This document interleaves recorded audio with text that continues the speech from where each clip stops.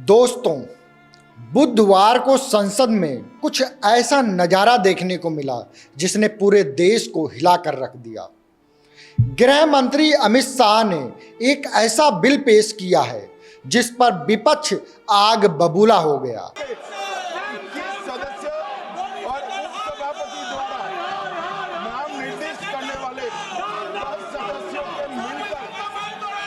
कागज की प्रतियां फाड़ी गई, नारे लगाए गए और पूरा सदन हंगामे में डूब गया।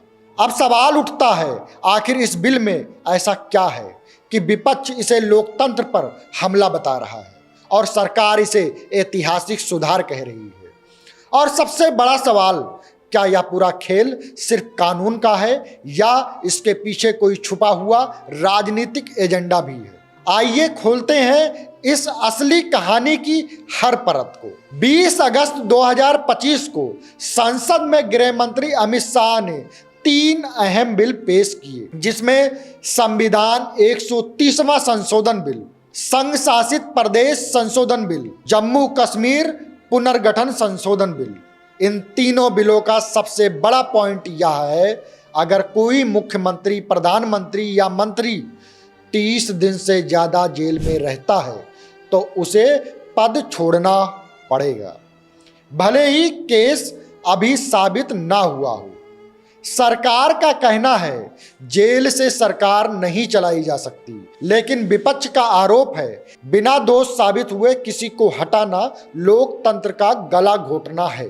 सरकार की तरफ से अमित शाह ने संसद में कहा, अगर आईएएस और आईपीएस अफसर जेल जाते ही निलंबित हो जाते हैं तो नेताओं के लिए अलग नियम क्यों है? उनका दावा है कि यह राजनीति से अपराध को दूर करने का ऐतिहासिक कदम है, लेकिन विपक्ष इस पर गुस्सा हो रहा है। राहुल गांधी बोल रहे हैं, ये हमें मध्यकाल में ले जा रहा है। विपक्षी दलों का आरोप है कि सरकार इस कानून का इस्तेमाल विपक्षी नेताओं को जेल में डालकर उन्हें सत्ता से बाहर करने के लिए करेगा।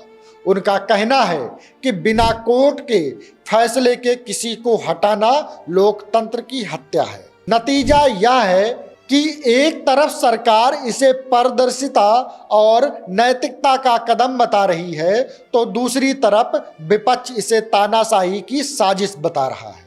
जैसे ही यह बिल पेश हुआ, संसद का माहौल जंग के मैदान में बदल गया।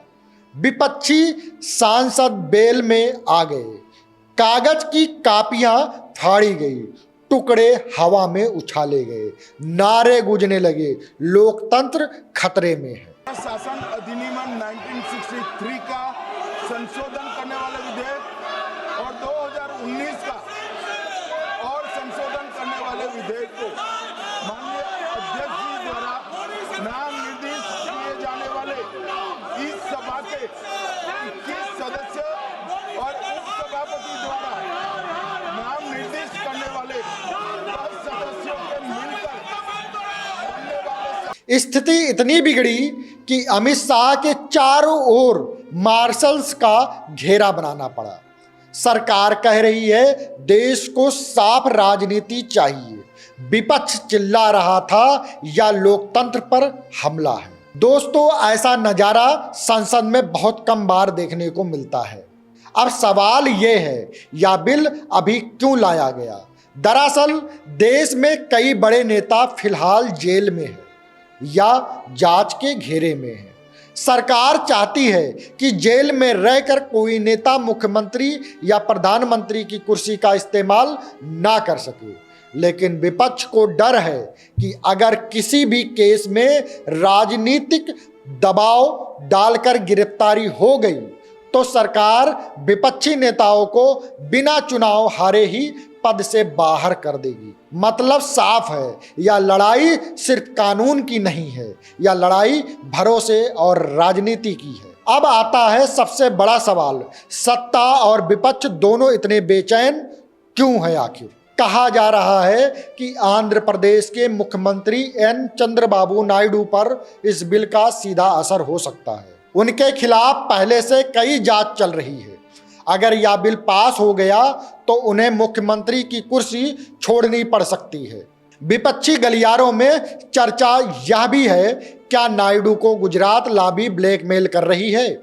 मतलब क्या इस बिल के जरिए क्षेत्रीय पार्टियों पर दबाव बनाया जा रहा है ताकि वे भी सत्ता की लाइन में आ जाए? अगर ऐसा है तो यह सिर्फ कानून नहीं बल्कि राजनीति की बिसात है और जनता सिर्फ मोहरा। अब बात बिहार के मुख्यमंत्री नीतीश कुमार की अगर करें तो विश्लेषक कह रहे हैं कि इस बिल का असर नीतीश पर भी पड़ सकता है। नीतीश लंबे समय से बीच की राजनीति करते आए हुए हैं, कभी एनडीए में कभी विपक्ष के साथ, लेकिन अगर भविष्य में उन पर किसी केस में गिरफ्तारी हुई तो यह कानून उन्हें तुरंत कुर्सी से हटा सकता है।